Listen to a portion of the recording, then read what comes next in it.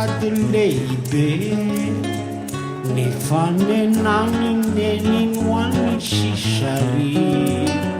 ny fisefosefony tabatabandratsy nanome toromajo azy ianandositra tsisany jery vehivavy lehibe io alao iadirery tany andala tsara no nisome bise kivkivy ny tebiteby aotapavoakabe ore izy any amboloatsy zao te ro maratra nizay zarazara nianizay anjara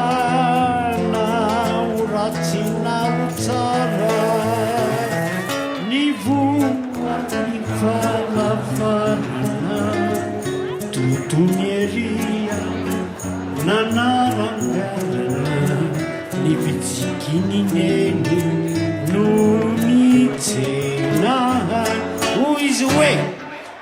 kambana vavy landrany ny lalike mataya